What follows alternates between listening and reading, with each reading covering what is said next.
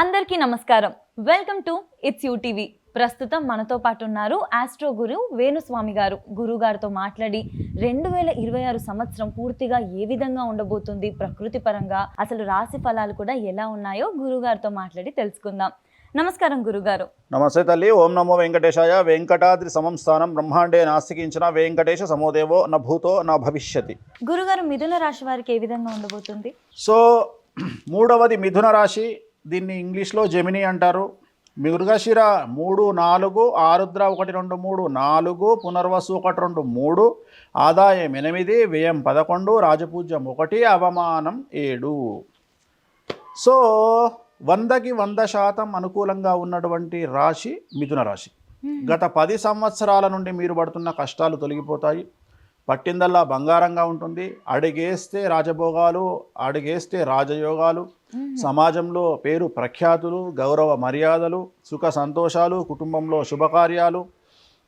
అసలు స్త్రీలైతే మరీ ముఖ్యంగా పదవులను పొందుతారు, కీర్తిని పొందుతారు, సమాజంలో గొప్ప పేరు ఉంటుంది. మీ ఇంట్లో మీరు చెప్పింది రూల్ నడుస్తుంది. మీరు ఒక రకంగా హోమ్ మినిస్టరు, సీఎం స్త్రీలు ఈ సంవత్సరం ఈ రాశి వాళ్ళు. సో కుటుంబంలో మీ మాటకు ఎదురుండదు. విద్యార్థులకు ఉత్తీర్ణత శాతం పెరుగుతుంది. కోరుకున్నటువంటి యూనివర్సిటీల్లో ప్లేస్మెంట్స్ వస్తాయి, వీసాలు వస్తాయి, విదేశాల్లో ఉండేవారికి ఉద్యోగాలు వస్తాయి, అవివాహితులకు వివాహ యోగ సూచనలు ఉన్నాయి, సంతానం లేని వారికి సంతాన యోగం ఉంది, ఉద్యోగం లేని వారికి ఉద్యోగం వస్తుంది, అలాగే ఉద్యోగస్తులకు బదిలీలు, ప్రమోషన్లు ఉంటాయి, కళాకారుల క్రీడాకారుల అవకాశాలు, ఆదాయం పెరుగుతుంది, వ్యాపారస్తులకు అన్ని రంగాల్లో అనుకూలంగా ఉంటుంది, ఉమ్మడి వ్యాపారులకు, రిటైల్, హోల్సేల్ వ్యాపారులకు అనుకూలంగా ఉంటుంది, కాంట్రాక్టర్లకు పాత బకాయిలు వసూలవుతాయి, కొత్త కాంట్రాక్టులు వస్తాయి. సో రైతులకు 2 పంటల దిగుబడి రాబడి పెరుగుతుంది. చేపలు, రొయ్యలు, అలాగే పౌల్ట్రీ ఫామ్ విపరీతంగా డబ్బు సంపాదించుకుంటారు. రాజకీయ రంగంలో వారికి పదవి ఏర్పడుతుంది, పదవి వస్తుంది. అలాగే ఎన్నికలలో పోటీ చేసి గెలుపొందుతారు. సో ఏ రంగం వారికైనా ఈ సంవత్సరం పట్టిందల్లా బంగారంగా ఉంటుంది. 100కు 100% అనుకూలంగా ఉన్న రాశి మిథున రాశి. సో ఈ సంవత్సరం వీరికి ఎటువంటి పరిహారాలు అవసరం లేదు. ఇక్కడికి రాగానే నేను మొదటిగా చూసింది చక్కగా అందంగా అమ్మవారి విగ్రహాలు అయితే ఉన్నాయి. వెంకటేశ్వర స్వామి విగ్రహం కూడా ఉంది.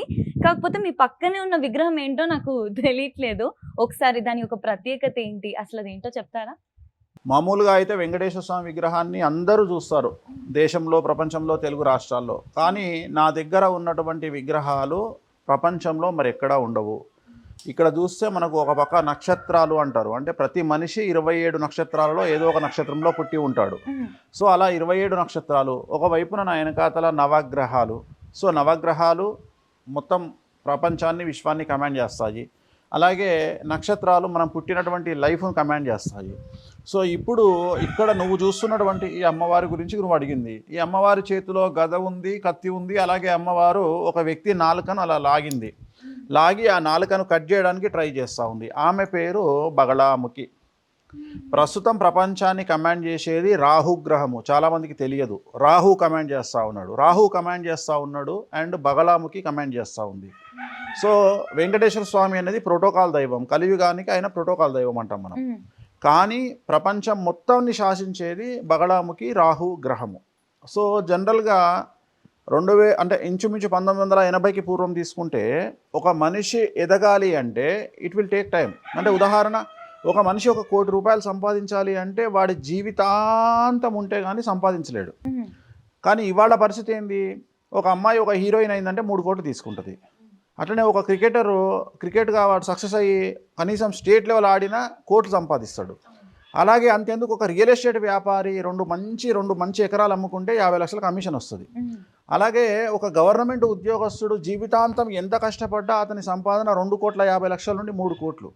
అలాగే లంచాలు తీసుకున్నటువంటి ప్రభుత్వ ఉద్యోగి సంపాదన మొత్తం జీవితాంతం 3 కోట్లు. కానీ ఒక సాఫ్ట్వేర్ రంగంలో పనిచేసే అబ్బాయి కానీ అమ్మాయి కానీ కరెక్ట్గా నెలకు 25 లక్షల చొప్పున అమెరికాలో ఉద్యోగం చేసి సంవత్సరానికి ఆ అమ్మాయి సంపాదన 3 కోట్లు. అంటే దీని అర్థం ఏంది, వీళ్ళు జీవితాంతం సంపాదించే సంపాదన ఆ అమ్మాయి 1 సంవత్సరంలో, ఆ అబ్బాయి 1 సంవత్సరంలో అమెరికాలో సంపాదిస్తున్నాడు. అంటే ఇక్కడ ఎంత లో చూస్తున్నామో అక్కడ ఎంత హై చూస్తున్నాము. సో దీన్ని డిసైడ్ చేసేది మనకు రాహుగ్రహం. సో రాహు అనేటువంటిది ఏంటంటే సంవత్సరాల తరబడి సంపాదించే సంపాదనను అలా చిటికలో ఇచ్చేవాడు రాహు. అలా చిటికలో మిరాకిల్ చేసేవాడు రాహు. సో ఉదాహరణ తీసుకుందాం, ఇప్పుడు రాజమౌళి ఉన్నాడు. రాజమౌళి తీసే సినిమాకు వేరే వాళ్ళు తీసే సినిమాలు సబ్జెక్ట్ చూసుకుంటే రాజమౌళి కంటే వేరే వాళ్ళు ఇంకొద్ది బాగానే తీస్తారు, కానీ రాజమౌళికి వచ్చిన పేరు వేరే వాళ్ళకి రాదు. రాజమౌళి తీసిన సినిమా, రాజమౌళికి వచ్చే పేరు, సినిమాకు 100% స్టామినా ఉంటే రాజమౌళికి 1,00,00,000% వస్తుంది పేరు. అంటే పబ్లిసిటీ మాట్లాడుతున్నాను. పబ్లిసిటీ ఎక్కడొస్తుంది అంటే ఎక్కడైతే రాహుగ్రహము జాతకంలో ఉచ్చలో ఉంటుందో, ఉదాహరణ రాహుగ్రహం ఉచ్చ అంటే లగ్నంలో కానీ, 2వ ఇంట్లో కానీ, 4వ ఇంట్లో కానీ, 8వ ఇంట్లో కానీ, 10వ ఇంట్లో కానీ, 11వ ఇంట్లో కానీ రాహు ఉంటే వాళ్లకు విపరీత రాజయోగం అంటాం. దాన్నే నీచభంగ రాజయోగం అంటాం. అంటే నెగిటివ్ నుండి పాజిటివ్గా రావడాన్ని రాహుగ్రహం ప్రోత్సహిస్తుంది. సో అలాగే బగలాముఖి ప్రోత్సహిస్తుంది. కలియుగంలో నరదృష్టి ఎక్కువ. ఒక భార్యాభర్త కలిసి కారులో వెళ్తే ఏడ్చి చస్తారు. అట్లనే ఒక సినిమా హిట్ అయితే ఇంకొకళ్ళు ఏడ్చి చస్తారు. అట్లనే మనం కారు కొనుక్కుంటే మన పక్కింటోడు ఏడ్చి చస్తాడు. సో మన జీవితంలో మనం మంచి బట్టలు వేసుకుంటే ఏడ్చి చస్తారు.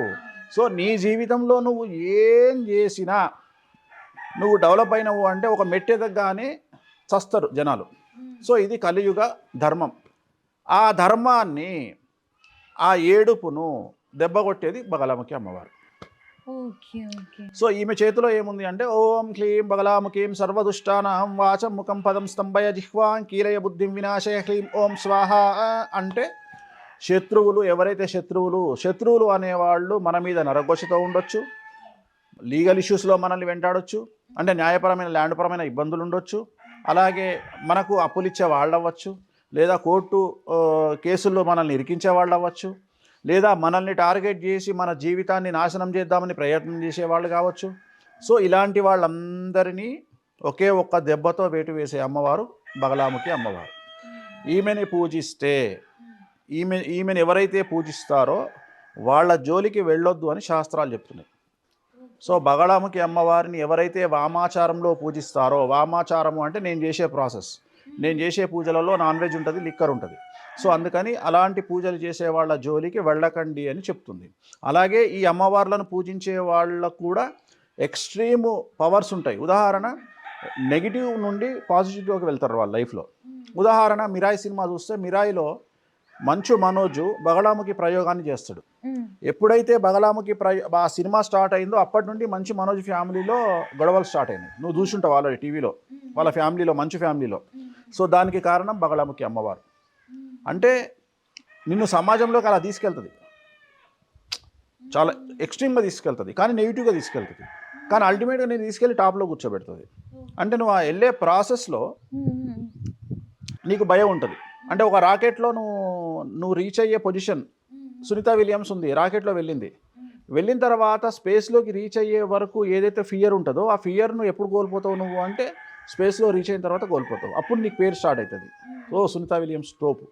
అట్లనే నీ జర్నీ అంతా కొద్దిగా వైబ్రేట్ అవుతూ ఉంటుంది. బట్ ఏదైతే డెస్టినేషన్ ఉందో ఆ డెస్టినేషన్కి రీచ్ అయినాక నువ్వు ప్రశాంతంగా గడపవచ్చు. సెలబ్రిటీ స్టేటస్, ఆ సెలబ్రిటీ స్టేటస్ని ఇచ్చే అమ్మవారు బగలాముఖి. అలాగే మనకున్న శత్రువులను చీల్చి చెండాడే అమ్మవారు బగలాముఖి. వాడు ఎంత పెద్ద తోపు శత్రువు అయినా సరే వాడికి చుక్కలు చూపించే అమ్మవారు బగలాముఖి.